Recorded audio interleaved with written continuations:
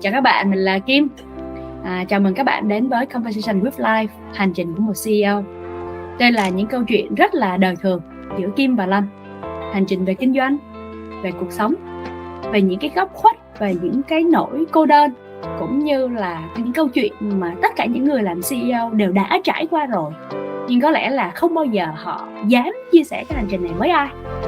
Tại vì nhiều khi đối với một CEO thì câu chuyện chia sẻ thành công nó sẽ đáng để cho người ta đọc hơn là câu chuyện chia sẻ những cái thất bại và những cái vấp ngã của mình. Nhưng mà at the end of the day, có nghĩa là cuối cùng thì người ta học từ thất bại nhiều hơn là người ta học từ thành công.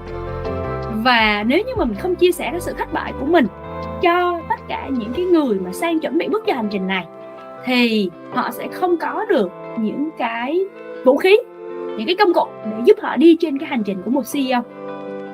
Đây chính là một cái hành trình đối với Kim thôi, đối với Lâm nữa, và đối với tất cả những người đang trên hành trình làm CEO.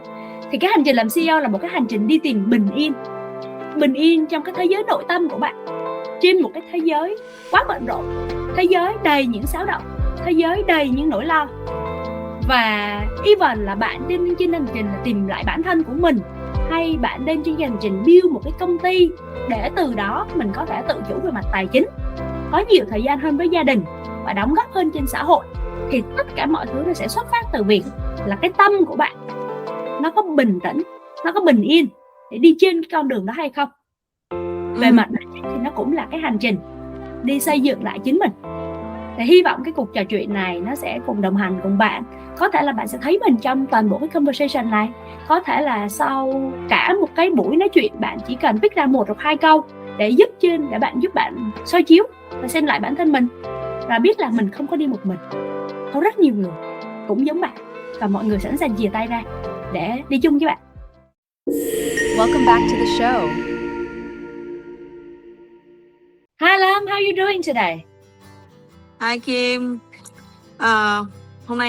Hôm nay Sài Gòn khá là nóng, và nhưng mà cuối ngày thì có một cơn mưa, thời tiết khá là dễ chịu, nên là vô hình chung thì tâm trạng của mình nó cũng dễ chịu hơn những ngày khác. Hiện tại thì đang cảm thấy khá là vui vẻ để mình bắt đầu trò chuyện ngày hôm nay. Kim thế nào? Ngày hôm nay ổn không? Thì lần cuối cùng có share với Kim, chào khán giả, lần cuối cùng có share với Lâm là CEO mà mỗi ngày đều sẽ nhận được, mở mắt ra là tầm 100 tin nhắn của tất cả các kênh. Thì Kim đang tập một cái thói quen đó là ví dụ từ 5 giờ sáng đến 7 giờ sáng mình sẽ không mở tin nhắn ra đọc. Tại vì tin nhắn thì mình sẽ không có vô chừng lắm. Có những cái tin nhắn là tin vui của cả ngày. Tự nhiên đối với một người bình thường cái tin vui của cả ngày là cả ngày hôm đó họ vui. Bây giờ xui cái nếu mà nói là tin không vui thì chuyện gì xảy ra? Chả lẽ tự nhiên cả ngày mình không vui theo cái tin nhắn đó, tự mình đóng cửa cái ngày của mình lại rồi. Cho nên Kim đã tập thói quen là từ 5 giờ đến 7 giờ sáng là không có đọc tin nhắn, để mình chuẩn bị cho mình một cái ngày thật là fresh trước. Rồi sau đó khi mà mình ready rồi thì mình bắt đầu mình mới đọc tin nhắn. Thì khi mà mở điện thoại ra đọc tin nhắn là bắt đầu một tràng những cái tin nhắn nó cũng không phải là tin vui, liên quan đến việc khách hàng, liên quan đến việc giá cả. Thì đó là sáng nay là mở mắt ra là tin nhắn như vậy rồi, thì cũng bị stress. Mọi người bên ngoài nhìn thì cứ tưởng là Kim lúc nào cũng yêu đời vui tươi, nhưng mà không có ai mà run business mà không gặp stress á. Thì mở mắt ra là tin nhắn stress rồi, thì lúc đó là 5 phút đọc tin nhắn là tự mình ngẫm lại, tự mình refresh bản thân, xong rồi lại quay trở lại cái mức bình thường. Đó là thì đây cũng chỉ là một cái tin nhắn về cái công việc thôi mà, cái này nó cần phải được xử lý như thế nào. Thì hôm nay thì bây giờ Kim lại trở lại rất là happy và vui vẻ như bình thường. Nhưng mà cái lúc mà tầm 7 giờ 10 phút chẳng hạn, thì nó là cái khúc mà Kim lại phải học. Nhưng mà Kim phát hiện ra là nó là thói quen. Nếu như mà mình thấy một cái tin nhắn xấu mà mình lo lắng và mình run, gọi là hủy hoại cả cái ngày hôm đó của mình, thì nó là thói quen. Nhưng cũng y chang như vậy, cái tin nhắn xấu mình cho phép nó được tiêu hóa trong vòng 5 phút, rồi sau đó mình lại quay trở lại một cái ngày rất là vui vẻ, thì nó cũng là thói quen.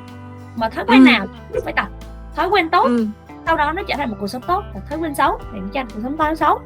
Thì nếu mà mình được chọn Bà Yến thì bà hay ở đây, ai không biết thì Yến, ai mà theo dõi hành trình lâu của Kim cũng đều sẽ biết đến Yến. Thì Yến có một câu nói rất hay, đó là con người có một cái khả năng rất là kỳ lạ, đó là họ hoàn toàn được quyền chọn ngày hôm nay của họ vui hay là buồn. Nhưng mà phải đến 99% con người quyết định chọn là hôm nay tôi sẽ sống rất buồn, tại vì có một cái tin buồn nó đến.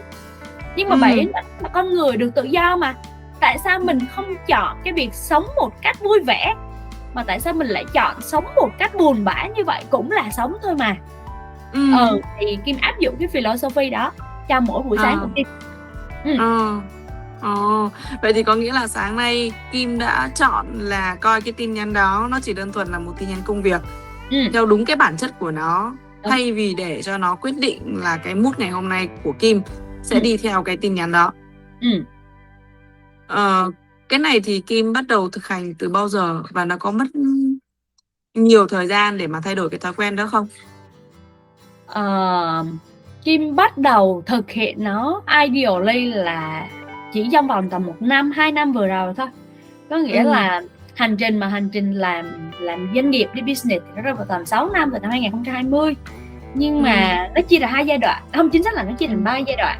Giai đoạn thứ nhất là hồi mà còn làm nhà hàng Yến Kitchen á, thì hồi đó là đùng một cái mình có một cái nhà hàng, mình hoàn toàn không chuẩn sẵn cho mình một cái tâm thế. Thì ngày ngày là mình function là chủ của một cái doanh nghiệp và đi vô trong doanh nghiệp để vận hành nó, thì tâm lý là working in the business. Và chưa bao giờ có một cái buổi rảnh rỗi để ngồi step out ra xem cái cách mà mình working và operating cái business đó nó có đúng không, nó đang được operating dựa theo trạng thái là mình survival, ngày ngày sống còn. Ở Việt Nam hay gọi là cơm áo gạo tiền, hay là mình function công ty dựa theo góc độ đó là creator, là mình là người chọn định hướng cho công ty của mình, và mình xem cái hướng mình đang đi là nó đúng hay nó sai. Thì bây giờ sau khi mà Kim mua qua Kim EcoPack thì Kim bắt đầu moving dần từ trạng thái sống còn, là trạng thái cơm áo gạo tiền, qua trạng thái creator. Một cái ở đây thì dĩ nhiên là nó sẽ có một cái hành trình. Chẳng có ai mà hôm nay là survival mà ngày mai biến thành creator hết. Thì khi mà Kim bắt đầu làm Kim EcoPack thì cái hành trình nó bắt đầu nó xuất hiện. Đó là 1 năm đầu làm Kim EcoPack thì cũng không khác gì Yến Kitchen 1 năm đầu, cũng là survival. Ngày là tiền. Hôm nay phải bán cho sao mà đủ để tháng này trả lương cho nhân viên, tháng này trả tiền cho supply, gọi là tiền đổ lên đầu, tháng này trả thẻ tín dụng. Đó là trong một năm đầu. Xong rồi đến năm thứ 2 khi Kim bắt đầu đi theo những ông mentor, mà mọi người thì sẽ nghĩ đơn giản là Kim ở Canada, Kim có cái cơ hội tiếp xúc với những cái ông mentor, cho nên Kim mới được cái cơ hội mở mang. Nhưng mà mọi người sai rồi. Kim ở Canada là Kim ở Winnipeg, được xem là cái tủ lạnh của Canada, một cái thành phố mà dưới 1 triệu dân, và không có ông tỷ phú nào ở đây hết. Thì Kim chọn mentor bằng cách đi lên YouTube. Và trong cái giai đoạn mà tầm 3 năm hoặc 5 năm vừa rồi thì tất cả những ông tỷ phú, mấy ổng đang có một cái, nó gọi là một cái community luôn, là họ chia sẻ tập kiến thức của họ trên YouTube. Và cái kênh YouTube nó free. Thì Kim pick ra những cái người Kim gọi là imagination mentor, nghĩa là họ không officially nhận Kim là mentee của họ, nhưng Kim tưởng tượng luôn là họ là mentor trong trí tưởng tượng của mình, miễn phí. Tại vì mình đang ở survival, họ là creator level tỷ phú, thì cái khoảng cách của mình với họ lý thuyết rất là xa. Để mình có thể lên tới tầm gần với họ, để mình có thể trở thành mentor của họ, thì mình phải working on ourselves. Giống y chang như một trong những cái clip mà Kim mention, mọi người có thể coi ở phía bên dưới á, đó là cái clip mà how to get your ideal wife or ideal husband. Mình đặt ra một cái chỉ tiêu, mình muốn lấy một anh chồng tỷ phú, triệu phú, thì cái anh đó nó sẽ có một cái list là 40 cái tiêu chuẩn. Nhưng mà cái anh 40 tiêu chuẩn đó, anh cũng chỉ lấy một cái cô vợ matching với những cái tiêu chuẩn đó thôi.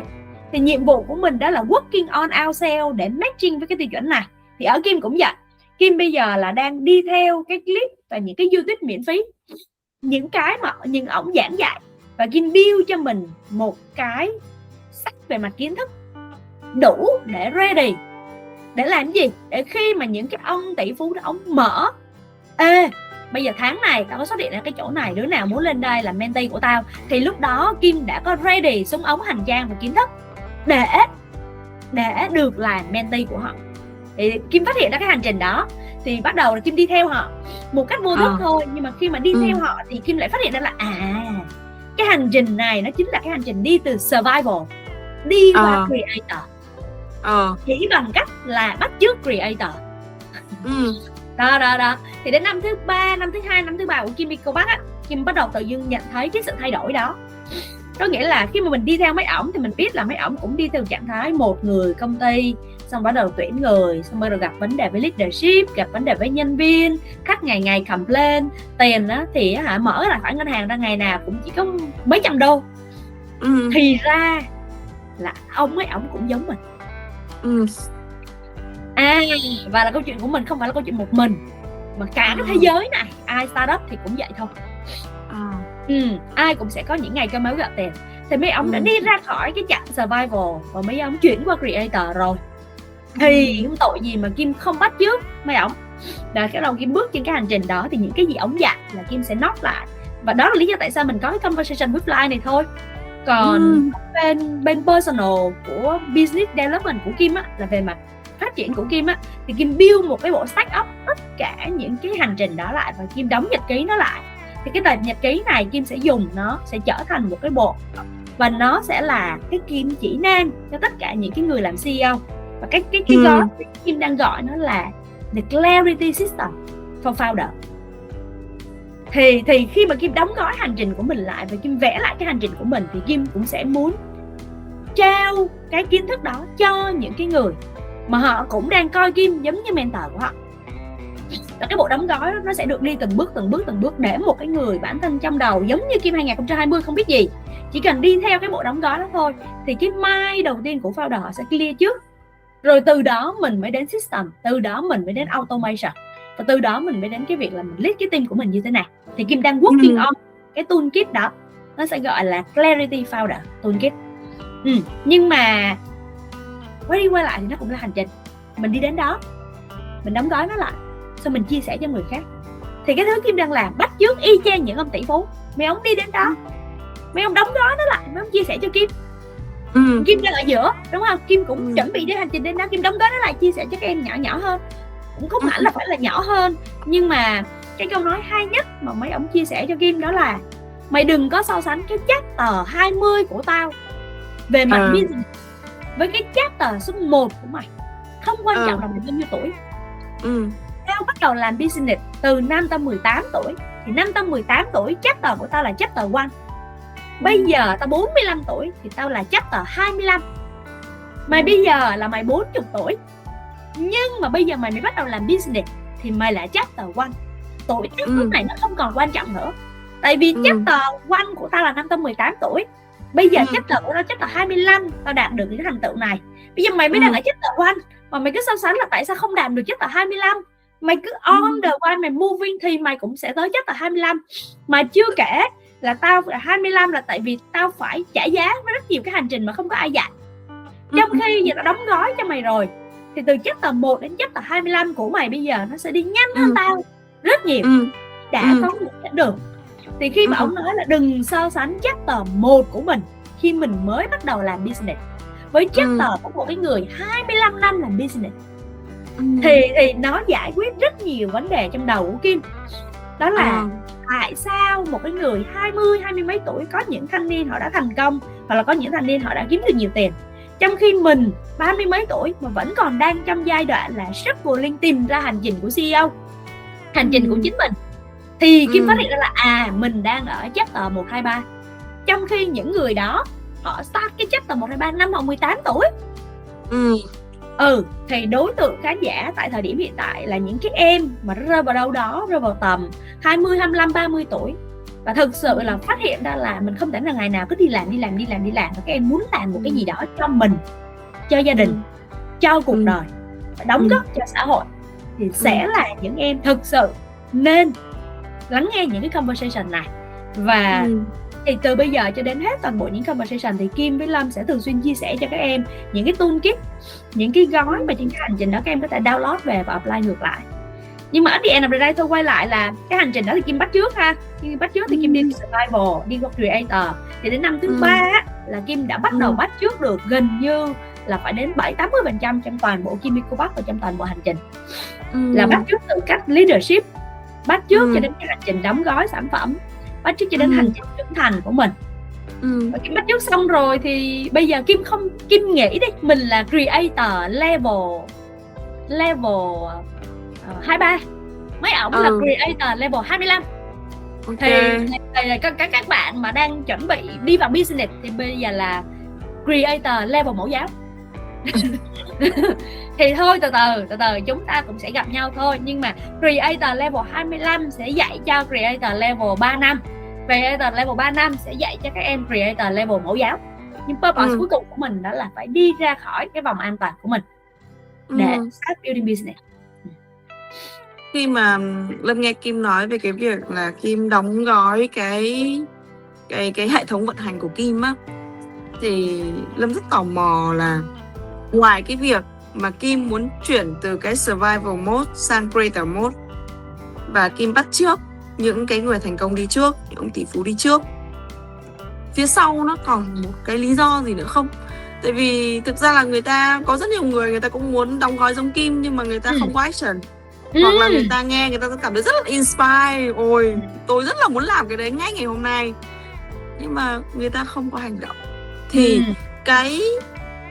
cái điều gì đã motivate, cái điều gì đã khiến cho Kim bắt buộc phải thực hiện cái việc đó? Ok, nếu như mà ở đây mà ai coi clip này thì chắc là mọi người sẽ thường xuyên nghe Kim nhắc đến một người tên là Alex Hormozi. Thì Alex Hormozi có một cái list của những cái sai lầm lớn nhất của những người làm business.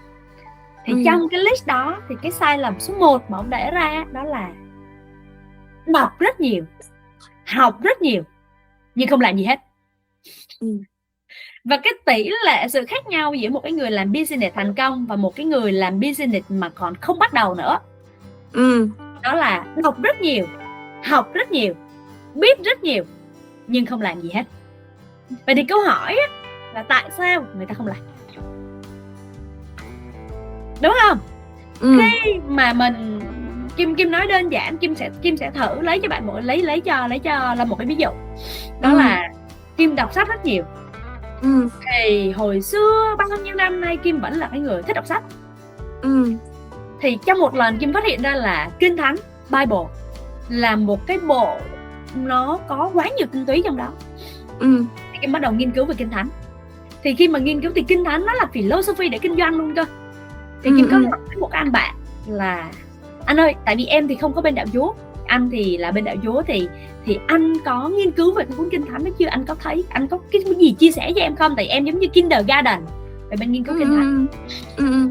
Trời ơi, anh trả lời một câu mà Kim kiểu gọi là bị sốc trước rồi sau đó bị khủng hoảng á, đó là anh nói cái cuốn đó anh đọc rồi. Kim bị khựng lại luôn á, nghĩa là ủa là sao anh? Thì cái cuốn đó anh đọc rồi. Cái việc mà một người đọc một cái cuốn sách một lần và nói là mình đọc rồi thì thực sự nha, tốt nhất là bạn đừng có đọc. Tại vì nó chỉ là cái việc nói với bản thân mình á là mình có đọc để ghi nhận cái việc mình đọc. Nó không ép mua được cái giá trị gì trên cái cuộc đời mình hết. Nếu mà bạn đọc một cái cuốn sách, thậm chí trong cái cuốn sách nó có mấy trăm trang đi, đây ví dụ như Kim sẽ lấy một cuốn sách ra nha để thử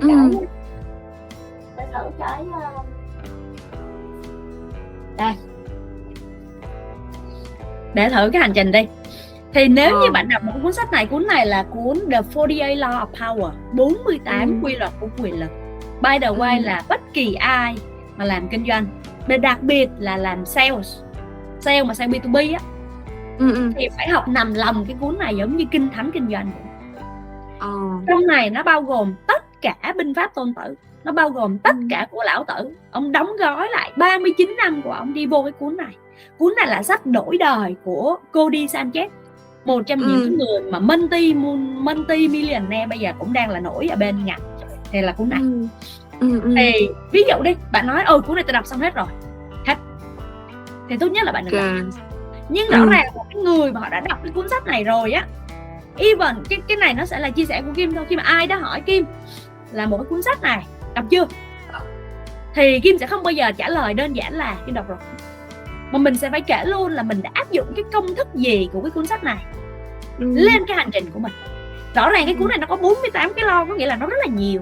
Mình chỉ cần pick ra được một trong hai cái đó thôi, mình apply cho cuộc đời mình thôi là đời mình nó bước qua trang khác rồi.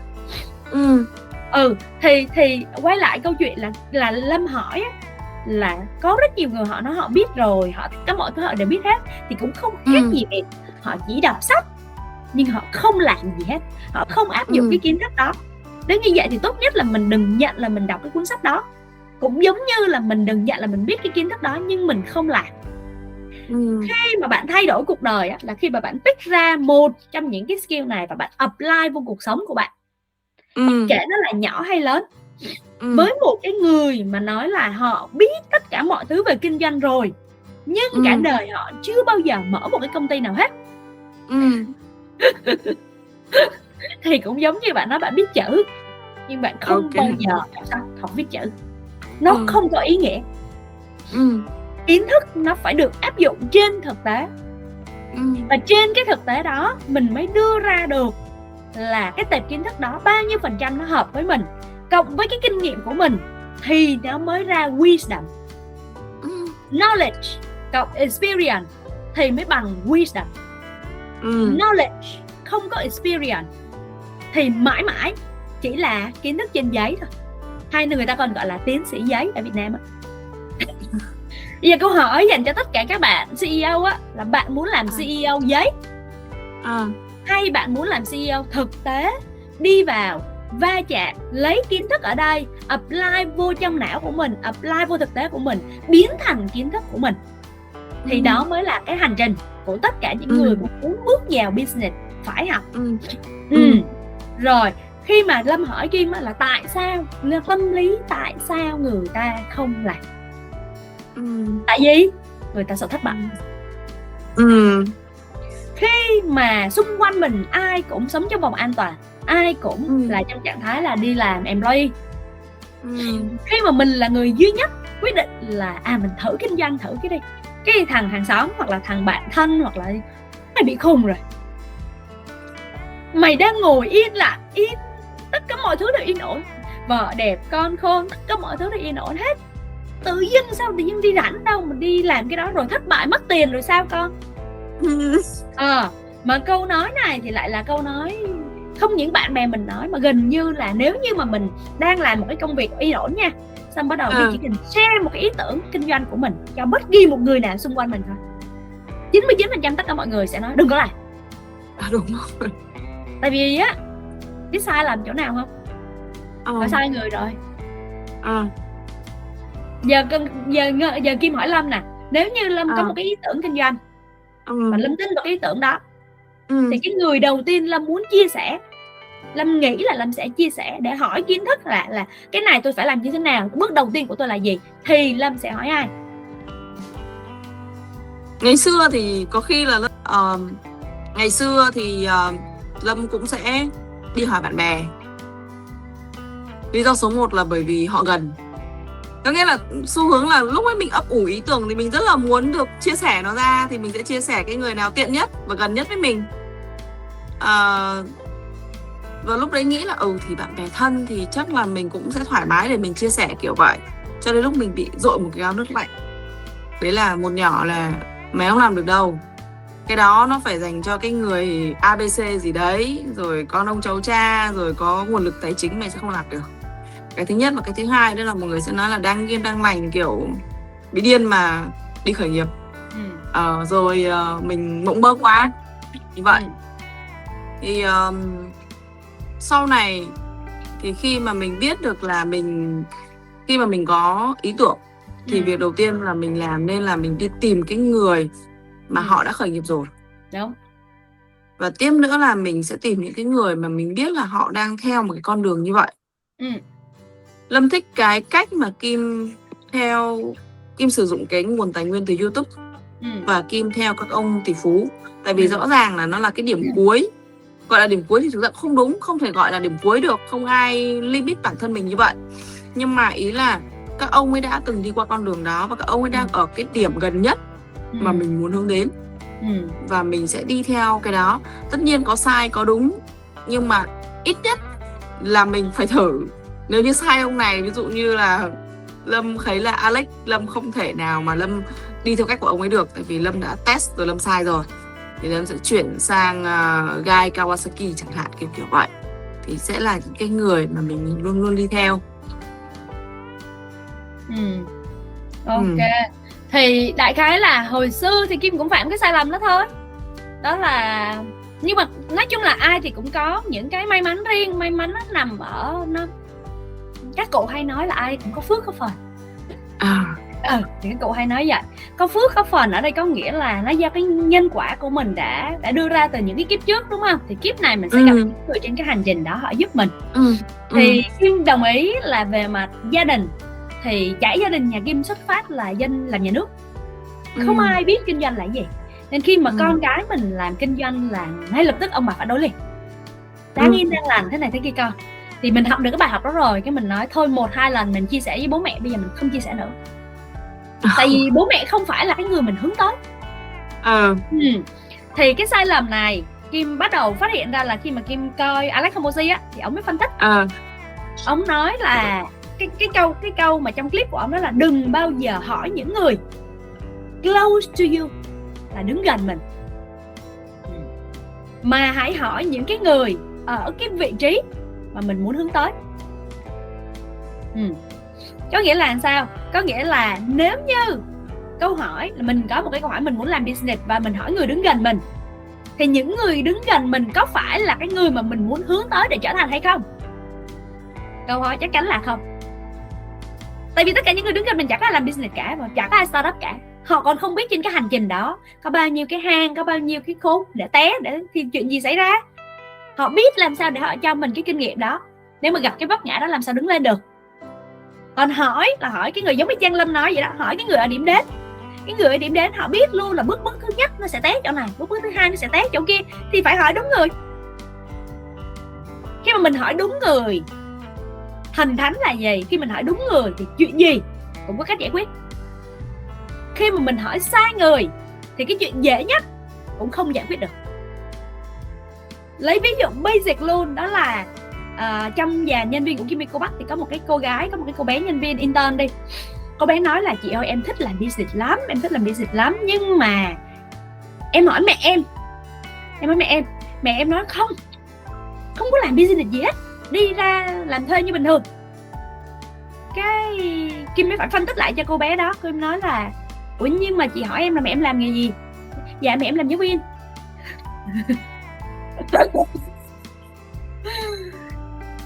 Thì thôi ok, hiểu rồi, em hỏi sai người rồi. Em hãy hỏi bất kỳ một cái người nào đang và đã làm business trên con đường thành công là em thích làm business lắm, có lời khuyên gì cho em không? Cũng giống như việc em đang bị bệnh, em đang bị đau, em đang bị đau đầu, em đang bị đau họng đi.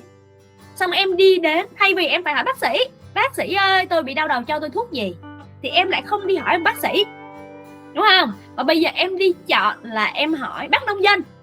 Bác ơi tôi bị đau đầu, tôi bị đau chân, bác cho tôi cái cách mà tôi đi hết bệnh đi. Come on, they don't have the answer for you because you asked the wrong person anyway. Cho nên là trước khi mình hỏi, cái thứ đầu tiên mình cần phải xem lại đó là mình hỏi có đúng người hay chưa. Nếu mà hỏi sai người thì làm ơn đừng hỏi. Không hỏi còn tốt hơn là hỏi nhầm người. Tại vì sao? Tại vì cái việc mà mình đưa ra một cái ý tưởng kinh doanh hay là ý tưởng khởi nghiệp, ý tưởng gì đó, nó là một cái hạt giống. Khi mà cái hạt giống nó còn quá mỏng manh, nó còn quá yếu đuối, thì nhiệm vụ của mình là phải bảo vệ cái hạt giống đó cho đến khi nó nảy mầm được, cho đến khi nó tự sống được. Chứ không, nhiệm vụ của mình là không phải đem cái hạt giống này đi ra hôm nay thử một miếng hỏi người này, đi ra một miếng thử người kia, chưa kịp 3 người là hạt giống nó chết mất rồi. Tại vì cái độ mỏng manh của cái hạt giống nó quá mong manh đi. Cái gì mong manh thì người ta cũng có cái xu hướng là người ta bảo bọc cho nó. Còn không thể nào một cái hạt giống mong manh mà cứ đem ra hỏi người này người kia người nọ thì kiểu gì hạt giống cũng bị mọi người đạp chết. Đúng không? Thì trong vòng những cái lần đầu tiên, cái nhiệm vụ đầu tiên của cái việc gieo hạt giống đó là đi hỏi bác nông dân: bác ơi, tôi có một cái hạt giống là hạt bí. Cái hạt bí này thì trong vòng 30 ngày đầu tiên tôi phải chăm sóc nó như thế nào để tôi make sure là tôi trồng được cái trái bí ngô to như cái trái bí của bác. Thì đây là hỏi đúng người. Y chang những cái hạt giống kinh doanh của mình vậy. Và quay lại câu chuyện là một nha, hỏi sai người thì con của mình là cái hạt giống đó nó sẽ bị giết ngay từ cái ngày đầu tiên. Thôi bỏ luôn. Và lý do tại sao những cái người đó họ cản mình không phải là họ muốn xấu cho mình đâu, mà chính vì họ muốn tốt cho mình. Họ sợ gì biết không? Họ sợ mình thất bại, mình sẽ buồn. Bố mẹ mình không bao giờ muốn mình mất tiền. Bố mẹ mình không bao giờ muốn mình thất bại. Bố mẹ mình chỉ muốn mình vui vẻ và không đau lòng. Thì chính vì cái mong muốn được bảo vệ con cái, cho nên bố mẹ có xu thế là bỏ con vô cái phòng an toàn và nói là con đứng trong đó là con an toàn rồi. Thì cái purpose cuối cùng của lý do mà bố mẹ cản không cho con mình làm kinh doanh là tại vì bố mẹ sợ con mình bị mất tiền, bố mẹ sợ con mình bị stress, cho nên bố mẹ mới cản. Rồi, đó là lý do mà bố mẹ là những người xung quanh, người thân trong gia đình lúc nào cũng xuất phát từ tình yêu thương, cho nên cản, cho nên bảo bọc. Nó lại quay về câu chuyện leadership của Kim thôi. Cũng y chang như vậy. Mình cũng thương team của mình cũng muốn các em phát triển, các bạn phát triển. Nhưng mà thay vì là mình cho các bạn đi ra đời để các bạn được giống như bố mẹ vậy đó, cho đi ra đời để được đời chỉ dạy, thì ôm ở nhà bảo bọc. Đó là lý do tại sao bố mẹ thường xuyên là cản. Không phải là tại vì, đừng có suy nghĩ là bố mẹ cản mình là tại vì bố mẹ nghĩ mình không làm được. Không có, bố mẹ rất tự hào về các con. Nhưng mà bố mẹ cản là tại vì bố mẹ sợ mình thất bại, mình sẽ buồn, mình sẽ stress, mình sẽ khóc. Nhưng mà không có cái con chim nào hay cái hạt giống nào mà nó lớn được nếu như mãi mãi nó nằm trong cái lòng đó. Lý do thứ nhất ha, bạn bè của mình tại sao họ cản mình? Cái này á thì nó thiên về hai chiều hướng luôn. Một là bản thân cái người bạn đó họ không dám đứng ra để thử thách làm kinh doanh. Khi bản thân họ không dám thì ở ngay trong lòng họ cũng nghĩ là tao còn không dám thì thôi mày cũng đừng có làm, tại vì tao cũng sợ mày thất bại. Tao còn sợ thất bại thì dĩ nhiên là tao cũng sợ mày thất bại, nên tao nghĩ cho mày. Đó là lý do thứ nhất. Lý do thứ hai nữa là bên trong họ sẽ có một cái suy nghĩ, đó là nếu như mà nó làm mà nó thành công thì nó sẽ hơn mình. Bây giờ nếu như mà mình khuyên nó mà lại làm đi mà nó thành công thì bây giờ tự nhiên nó giỏi hơn mình.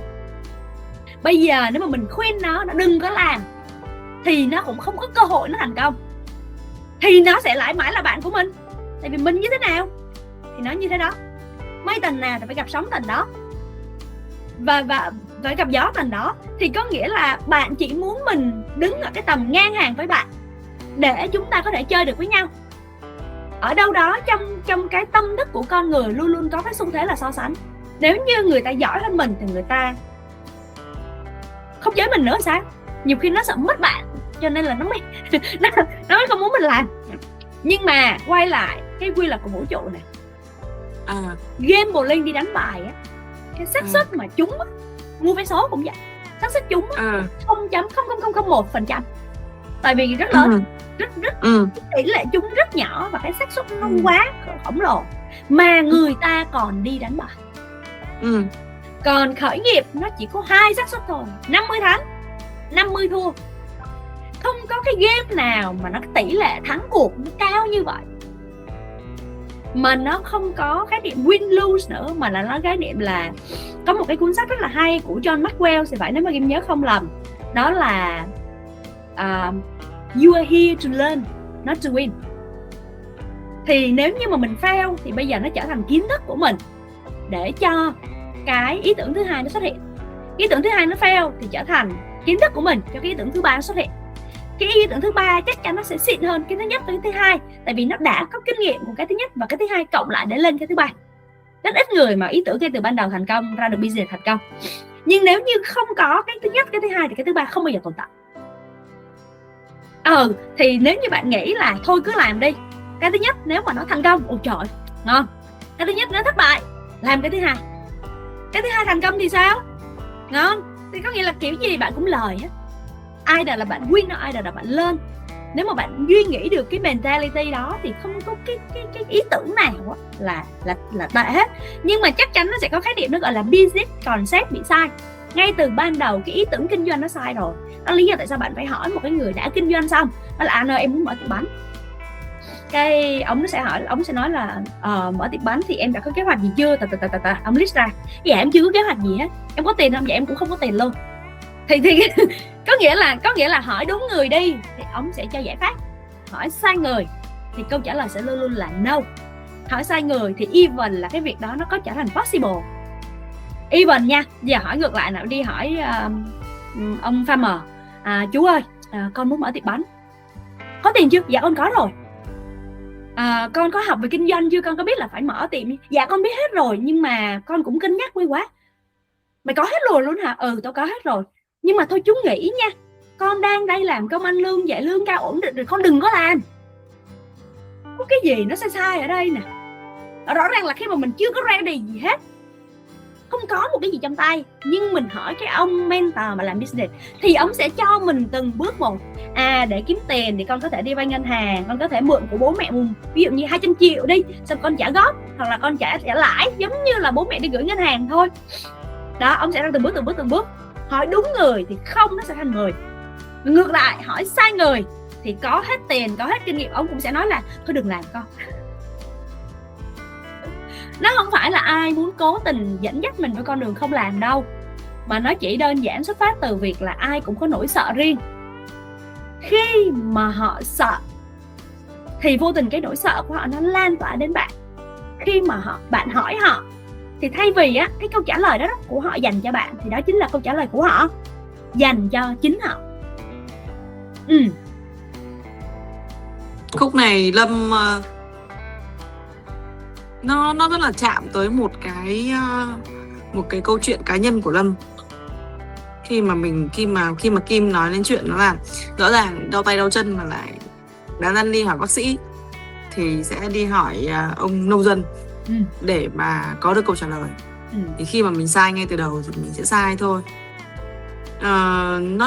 Lý do nó chạm là bởi vì là cũng giống như cái hành trình mà mình phát triển đấy. Khi mà mình nghe những cái lời comment hay feedback thì mình lại rất là chú tâm trong cái chuyện đó là nghe xem là người khác nói gì về những cái gì mình làm và mình buồn.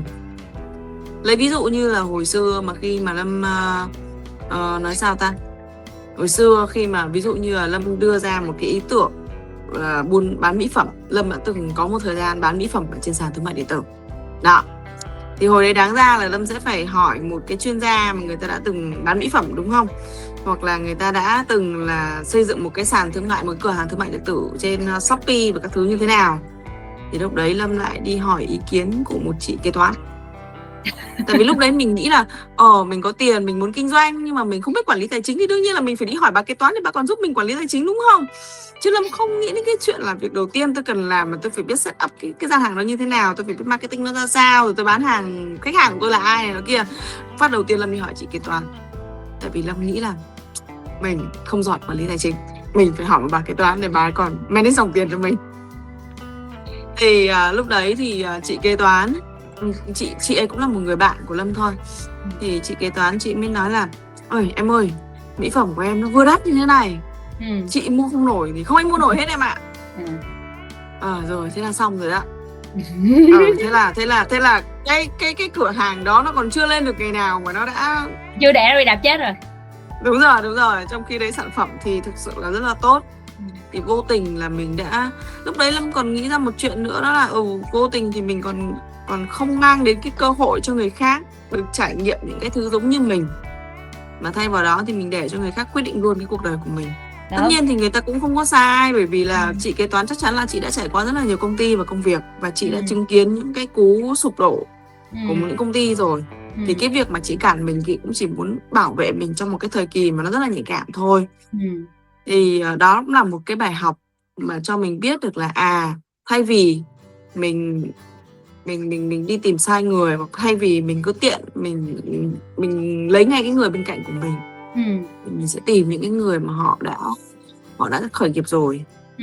Có một ý trong cái câu chuyện của Kim mà Lâm thấy là cũng rất là có giá trị ở cái chỗ đó là Kim nói là nếu như mình tìm đúng người thì cái dấu hiệu là người đó sẽ cho mình biết là mình sẽ cần bắt đầu từ đâu. Họ sẽ giúp mình giải quyết những câu hỏi của mình, ví dụ tiền lấy ở đâu thì đi vay ngân hàng, đi vợ bố mẹ. Thì chứng tỏ là chỉ cần là mình tìm được đúng cái người đó thôi thì câu chuyện của mình nó sẽ luôn đi theo hướng là giải quyết vấn đề. Đúng. Chứ không phải là đóng vấn đề lại. Đúng. Thì đó là một cái thứ mà Lâm tin là đối với lại những bạn mà đang nghe chương trình này, đang ở bất kỳ cấp độ nào, muốn khởi nghiệp hay đang trong quá trình mà đi trên con đường của mình, hay thậm chí là mới chỉ manh nha là một bạn sinh viên thôi chẳng hạn, cũng muốn là em cũng muốn bắt đầu một cái gì đấy, thì có thể là bạn ấy sẽ nhìn thấy luôn là đây là những dấu hiệu để cho bạn biết là bạn gặp đúng người và bạn đi đúng đường.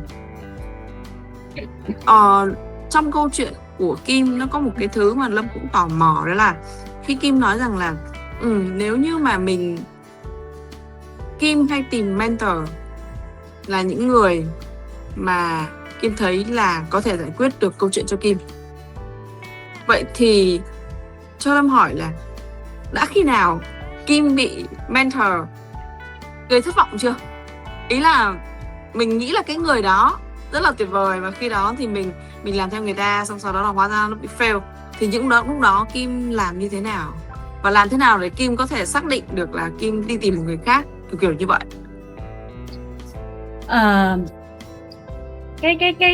Cái câu hỏi đó thì nó sẽ phải đi theo hai hướng. Thứ nhất là bạn mong muốn gì ở mentor. Tại vì về bản chất nha, cái mentor của Kim á là mentor imagination. Kim không có trả tiền cho họ. Nguyên tắc của con người á là khi mà người ta đưa ra một cái gì đó, người ta trả một cái số tiền, thì người ta sẽ muốn có một cái expectation, có một cái mong đợi gì đó đi về. Và cái sự thất vọng nó chỉ xảy ra khi bạn có mong cầu thôi. Ví dụ đây, lấy một anh chồng, nghĩ là anh chồng này rất hoàn hảo, lúc mà cô gái là anh trả tiền anh lo, anh chăm sóc mọi thứ, đến lúc lấy ảnh về suốt ngày nằm giường ở tivi. Cái lý do tại sao mà cái cô gái đó thất vọng là tại vì cô mong muốn và cô rõ ràng cô đưa ra một cái expectation, một cái mong đợi là anh chồng hoàn hảo phải là cái người đi vô bếp giúp vợ. Nhưng mà rõ ràng là lúc mà anh cua tôi thì anh đi vô bếp giúp vợ, mà bây giờ thì anh không làm nữa. Thì đó gọi là thất vọng. Thất vọng chỉ xảy ra khi nào? Khi mà bạn đặt kỳ vọng vào cái đối tượng và cái người đó họ không đạt được cái kỳ vọng như bạn mong muốn, thì bây giờ nó gọi là thất vọng. Câu hỏi của Lâm dành cho Kim là Kim có thất vọng với mentor của Kim không? Thì câu trả lời đơn giản là một, họ không có lấy tiền. Cái thời gian của họ bây giờ nó là để đi chia sẻ và giảng dạy kinh nghiệm, cái thất bại của mình cho các bạn trẻ, để các bạn trẻ có thể thành công hơn, đúng không? Không phải lỗi lầm của họ nữa. Họ không có lấy xu nào trên cái đống tiền đó hết. Cái việc mà họ ngồi họ làm một cái clip như thế này thôi, nếu như họ dùng nó vào việc kiếm tiền thì họ phải nhân gấp 3, gấp 5, gấp 10 lần số tiền của họ rồi. Nhưng cái purpose của họ không còn là để đi kiếm tiền nữa. Cái purpose của họ bây giờ là để giúp các bạn trẻ và giúp thế hệ trẻ. Với cái purpose đó thì cái việc đầu tiên của bạn không phải là tôi nghe theo lời khuyên của ông rồi mà tôi không được, mà việc đầu tiên các bạn phải biết ơn cái người mentor đó. Tại vì thay vì là họ dành thời gian đó cho họ, cho bản thân họ, cho gia đình họ, cho việc kiếm tiền của business của họ, thì họ ngồi ở trên cái kênh YouTube này, họ dành cả tiếng đồng hồ, nửa tiếng đồng hồ chỉ để chia sẻ cho bạn cái kinh nghiệm mà họ muốn là bạn không té ở đó. Thì cái việc đầu tiên khi mà bạn đi theo một cái mentor á, là bạn phải biết ơn là cái người đó đã dành thời gian cho bạn. Nếu mà mình xuất phát từ cái việc biết ơn rồi thì sau đó mới đến đoạn là khi mà mình đã biết ơn họ, mình đã ghi nhận cái công lao của họ, thì đến đoạn là khi họ chỉ cho mình những cái đó, mình có áp dụng đúng chưa? Và Kim đã từng được nghe, tại vì Kim cũng là mentor. Kim là mentor cho khá là nhiều những cái bạn trẻ mà mới, nói chung là mới bắt đầu làm business á. Thì Kim đã từng nghe cái, nhưng mà dĩ nhiên là Kim cũng có làm việc với mentor của mình, có nghĩa là Kim là tầng giữa đi, thì Kim sẽ có mentor và Kim sẽ có mentee. Thì với cái người mà mentor tầng trên á, giống như Dan Mateo đi, ông luôn luôn nói là mong muốn lớn nhất của một người mentor đó là cái người học trò của mình nó đi theo những cái lời khuyên của mình và nó take cái action đó, và nó note ra được những cái bài học nó học được, cũng như là nó note ra cái feedback cho cái người mentor. Hay là cái này em áp dụng rồi nhưng mà cái đó nó không thành công, anh chị có thể cho em biết là lý do tại sao em không thành công không? Em áp dụng sai cái gì? Thì khi mà bạn feedback được cho mentor thì mentor sẽ tiếp tục bóc tách ra cho bạn, cái này mày hiểu sai cái ý của tao rồi, hoặc là cái này mày áp dụng sai rồi. Thì nếu mà đi theo cái công thức đó, nghĩa là cái cách mình tiếp cận ban đầu, đó là biết ơn là quý trọng cái thời gian họ đã dành. Thứ hai là apply cái công thức của họ, apply xong rồi có feedback ngược lại công thức, thì nó đi ra một cái circle. Thì cái người đó họ sẽ là cái người feedback ngược lại là cái này là do apply sai cho nên mới fail, hoặc là cái mô hình này nó không phù hợp với cái lời khuyên đó. Thì mình phải biết được cái cốt lõi của việc là tại sao cái đó nó fail, và mình feedback ngược lại thì mình sẽ ra được cái câu trả lời cuối cùng. Thì khi mà cái loop đó nó đi thì nó không có cái khái niệm gọi là cái gì mà trách móc, hay là cái gì gọi là cái loop đó nó không tồn tại. Cái thất vọng đa số thôi nha, nó chỉ tồn tại mindset ở trong đầu một con người thôi. Chưa bao giờ mà Kim thấy cái sự việc là ví dụ như mình lấy một ông chồng, mình nói đây là ông chồng hoàn hảo, xong ông không làm việc mình mong muốn, cái tự nhiên bây giờ nó trở thành tôi thất vọng vì ông. Nhưng mà khổ cái vậy nè, mấy bà không có nói ra miệng. Mấy bà nghĩ trong đầu, mấy bà nghĩ trong đầu vậy nè, trời ơi mấy lúc mà nó cua mình sao mà cái gì cũng giỏi vậy, sao giờ về nhà lười vậy. Cái đó là cái behavior bị sai rồi. Cái behavior đúng á, nó sẽ phải là cái behavior đúng á, nó sẽ phải là khi mà mình thấy cái việc đó nó không đúng như cái kỳ vọng của mình thì mình sẽ có một cái buổi nói chuyện one on one với chồng. Mình nói là anh ơi, cái hồi mà anh cô em á, sao anh siêng anh giỏi vậy, chuyện gì đã xảy ra với anh, tại sao bây giờ anh không làm như vậy, hay là anh đi làm về mệt quá, hay là tại vì em không nhờ anh cho nên anh quên. Em cần phải làm gì để feedback cho anh, để anh quay trở lại cái circle giống như cái anh hoàn hảo hồi xưa em quen.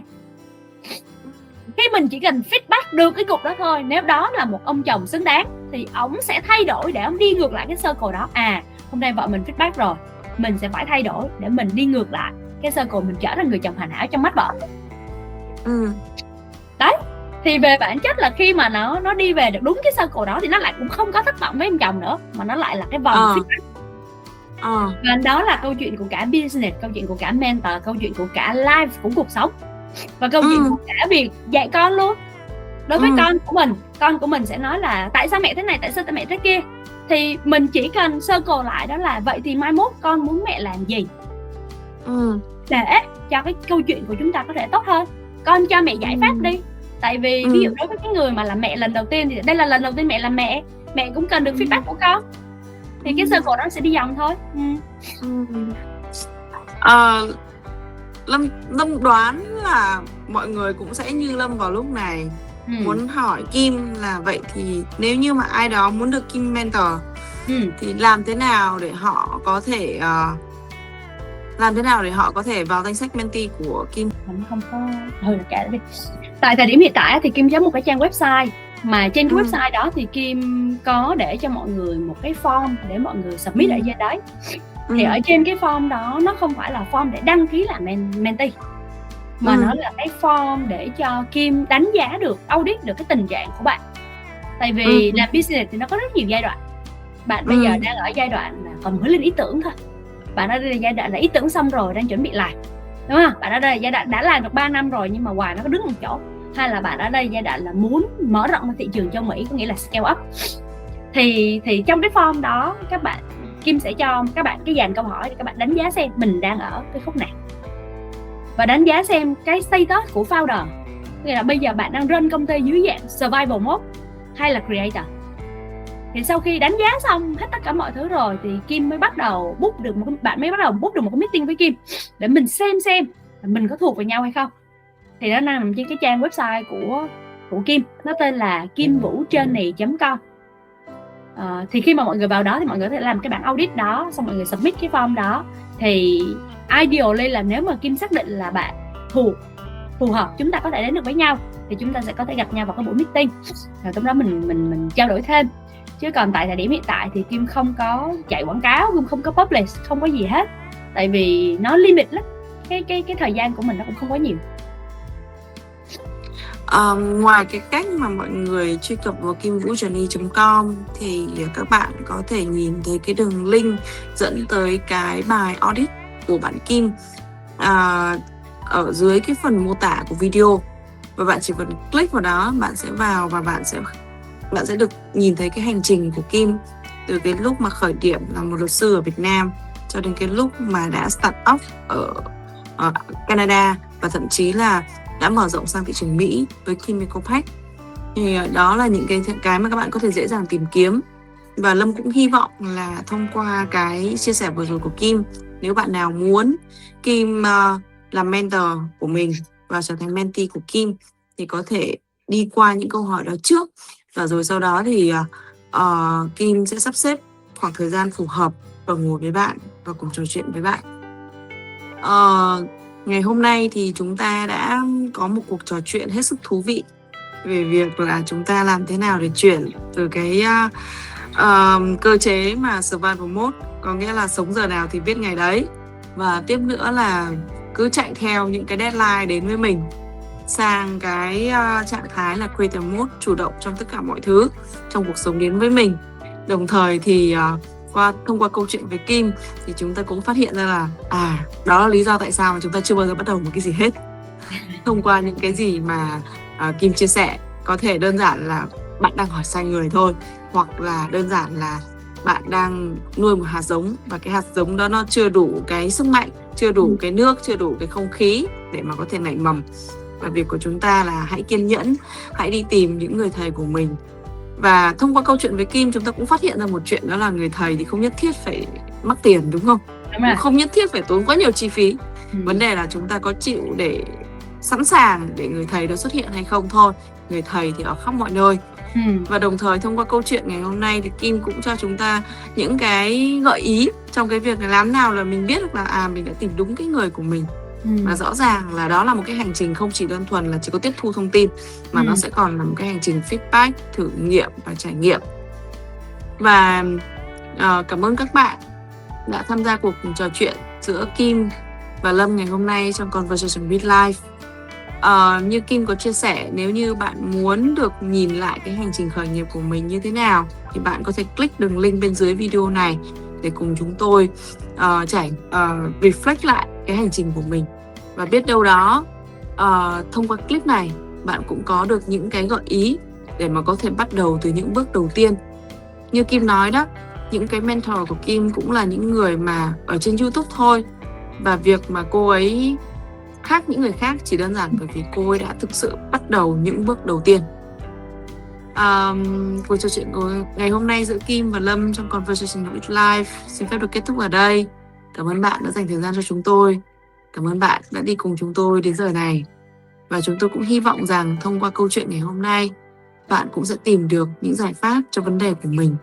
Hoặc nếu bạn cảm thấy rằng câu chuyện ngày hôm nay cũng chạm tới một người bạn nào đó của bạn, hãy chia sẻ đường link này và cùng chúng tôi để tìm ra giải pháp và tạo ra những giá trị cho những người xung quanh mình. Chào các bạn và hẹn gặp lại các bạn trong số tiếp theo của Conversation with Life. Hãy đăng ký để nhận thông tin nhé. Bye.